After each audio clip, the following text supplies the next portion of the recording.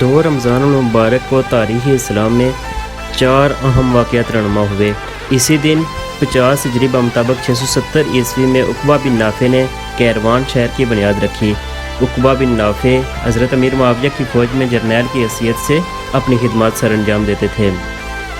کیروان تیونس کا ایک تاریخی شہر ہے۔ یہ شہر حضرت امیر معاویہ رضی اللہ تعالیٰ عنہ کے دور میں حضرت عقبہ بن نافع نے 670 عیسوی میں تعمیر کروایا۔ عقبہ بن نافع شمالی افریقہ کے ممالک کی فتح کے لیے نکلے تھے۔ یہ ایک ایسی چھاؤنی چاہتے تھے جو افریقہ میں آگے طنجہ اور پیچھے دمشق سے رابطے میں رہے۔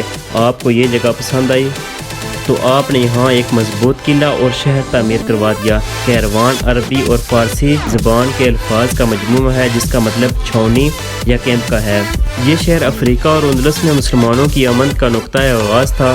یہ شہر دارالحکومت تیونس سے 160 کلومیٹر کی دوری پر واقع ہے۔ عقبہ بن نافع نے یہاں ایک بڑی مسجد کی تعمیر کروائی جسے مسجد عقبہ کے نام سے موسوم کیا گیا۔ اس کے بعد اس کا نام بدل کر مسجد کیروان رکھ دیا گیا، جو بعد میں اسلامی ثقافت کا مرکز اور اندلس میں دینی علوم اور عربی زبان کا مرکز بن گیا۔ عقبہ بن نافع کا خیال تھا کہ مسلمانوں کے لیے مخصوص ایک شہر کی تعمیر سے ہی علاقے میں اسلام کو پھیلایا جا سکتا ہے۔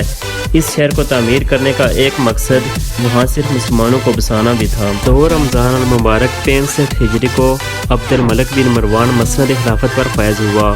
جب آپ کو 5واں امی خلیفہ ہونے کا اعزاز حاصل ہوا تو اس وقت آپ کی عمر 39 برس تھی۔ عبد الملک بن مروان 23 ہجری میں مدینہ منورہ میں پیدا ہوئے۔ آپ وہیں پلے بڑھے اور ابتدائی تعلیم حاصل کی۔ بعد میں دمشق چلے گئے جہاں سے اعلیٰ دینی تعلیم حاصل کی۔ یہی وجہ تھی کہ آپ کو اموی حکمرانوں میں سب سے زیادہ پڑھے لکھے ہونے کا اعزاز حاصل تھا۔ تحت نشین ہونے کے بعد آپ کو عبداللہ بن زبیر، خوارج، توابین، عوامی رد عمل اور ترکوں اور بربروں کی شورش کے علاوہ رومی حملے کے خطرات جیسی سخت مشکلات کا سامنا کرنا پڑا۔ اگرچہ عبد الملک انتہائی ناسازگار ماحول میں تخت نشین ہوا، لیکن وہ محض اپنے عزم و استقلال، تدبر اور دور اندیشی کی بدولت مخالفین پر قابو پانے میں کامیاب ہوا، جس سے حکومت کے خلاف سازشوں کا خاتمہ ہوا اور آپ نے ایک عظیم مستحکم امی حکومت کی بنیاد رکھی۔ آپ نے پہلی اسلامی کرنسی کا اجرا کیا جو اسلامی ریاست کی معیشت کی آزادی کی جانب ایک اہم قدم تھا۔ یہی وجہ تھی کہ اسلامی معیشت کا غیر ملکی کرنسیوں پر انحصار ختم ہوا۔ 705 عیسوی میں مختصر سی علالت کے بعد آپ اس دنیا سے رخصت ہوئے اور آپ کو دمشق میں دفن کیا گیا۔ 21 برس کی خلافت میں آپ نے شمالی افریقہ میں فتوحات حاصل کی اور ترکستان کو فتح کرنے میں کامیاب ہوئے۔ آپ نے قیصر روم کے خلاف جنگ لڑی اور روم کے کئی علاقوں پر قبضہ کیا۔ آپ کی اصلاحات میں ملکی وحدت کا تصور، نظم و نسق کی اصلاح، عربی زبان و تہذیب کا فروغ اور ملکی معیشت میں استحکام جیسے کارہائے نمایاں شامل ہیں۔ تاریخ و عمرانیات کے بانی، مشہور و معروف مورخ، سیاستدان، فلسفی اور ممتاز عالم ابن خلدون 27 مئی 1332 عیسوی بمطابق 2 رمضان المبارک 732 ہجری کو تیونس میں پیدا ہوئے۔ ابن خلدون کا پورا نام ابو زید ولی الدین عبد الرحمن بن محمد خلدون الحضرمی تھا۔ ان کے آباء و اجداد میں سے خالد نامی شخص فتح اسپین کے بعد وہاں آ کر آباد ہو گیا تھا۔ ہسپانوی زبان میں خالد کو خلدون لکھا اور پڑھا جاتا ہے۔ تیونس میں پیدا ہوئے اور وہیں تعلیم پائی۔ پہلے قرآن پاک حفظ کیا، پھر حدیث فقہ، علم الکلام، علم نحو، ریاضی، فلسفہ اور منطق کی تعلیم حاصل کی۔ ابن خلدون کو تیونس کے حکمران ابو اسحاق ثانی کے دربار میں کاتب کی ملازمت ملی۔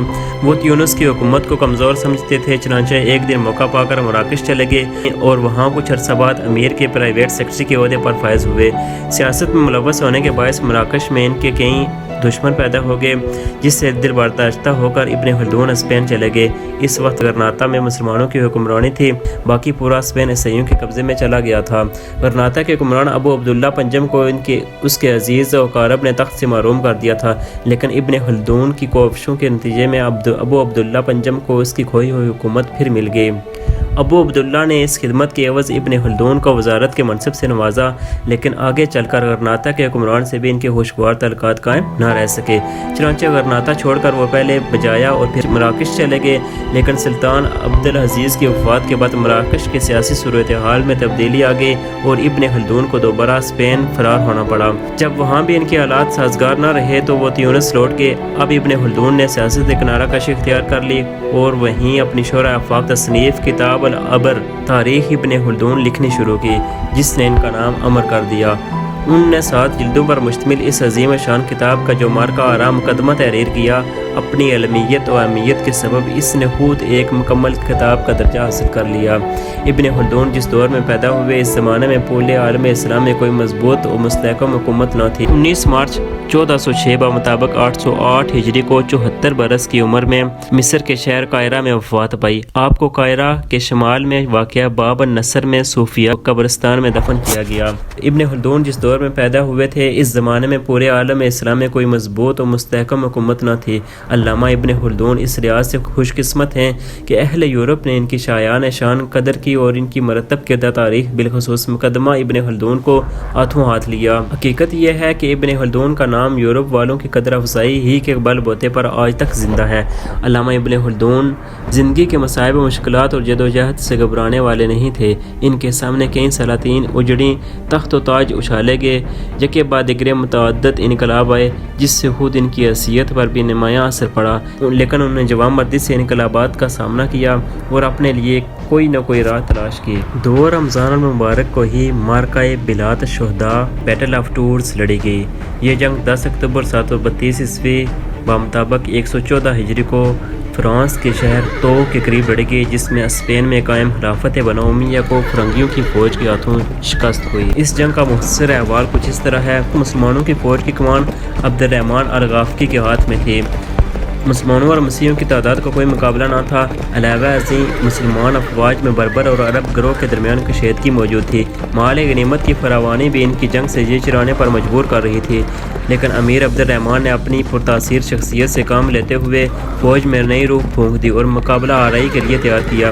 ایک ہفتہ افواج آمنے سامنے پڑی رہی، لیکن امیر سے اب ضبط نہ ہو سکا، بڑھ کر حملہ کر دیا۔ صبح سے شام تک خون ریز جنگ ہوئی، مگر رات پھیل جانے کے سبب دوسرے دن تک ملتوی کر دی گئی۔ مسلمان بڑی بہادری اور خوش دلی سے میدان جنگ میں اترے تھے۔ انہیں اپنی فتح کا کامل یقین تھا۔ 7-8 روز تک چھوٹی چھوٹی جھڑپیں ہوتی رہی۔ 9ویں دن دونوں فوجوں کے درمیان صبح سے شام تک بڑی خوفناک جنگ ہوئی، لیکن یہ مارکہ آرائی بھی فیصلہ کن نہ تھی۔ 10ویں دن علیہ صبح ہی جنگ کا آغاز کر دیا گیا۔ دونوں طرف سے بڑھ بڑھ کر ایک دوسرے پر حملے ہوتے رہے۔ تلواروں کی جنکاروں اور گھوڑوں کی ہنہناہٹ سے میدان جنگ میں عجیب شور محشر برپا تھا۔ مسلمانوں کا پلہ بھاری تھا اور آثار دکھائی دے رہے تھے کہ مسیح فوج تھک ہار کر اب میدان سے پسپا ہونے کو ہے کہ اچانک ایک شخص نے افواہ اڑا دی کہ مسلمانوں کا مال غنیمت خطرے میں ہے۔ سپاہی دوڑ کر اپنے خیموں میں ٹوٹ پڑے تاکہ مال غنیمت کی حفاظت کر سکیں۔ اس افراتفری کو روکنے کے لیے امیر عبد الرحمن نے بڑی کوشش کی، لیکن بے سود۔ اس وقت جب کہ وہ اپنی فوج کو منظم کرنے میں لگے ہوئے تھے، ایک تیر آ کر انہیں لگا اور وہ گھوڑے سے نیچے گر گئے۔ امیر کی عدم موجودگی میں فوج میں ابتری پھیل گئی اور فتح کی امید جب ایک وہمہ بنتی نظر آئی تو بڑی تیزی سے یہ لشکر رات کی تاریکی میں جنوب کی طرف فوجی مرکز تک پسپا ہو گیا۔ صبح طلوع ہوئی تو میدان صاف اور خاموش پا کر مسیح افواج حیران اور ششدر رہ گئی۔ انہیں یقین نہیں آ رہا تھا کہ مسلمان فوج مال غنیمت کے انبار چھوڑ کر پسپائی اختیار کر چکی ہے۔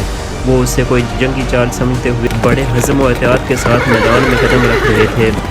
بہرحال چارلس مارشل نے تعقب مناسب نہ سمجھا اور اپنی فوج کے ساتھ شمال کی طرف واپس چلا گیا۔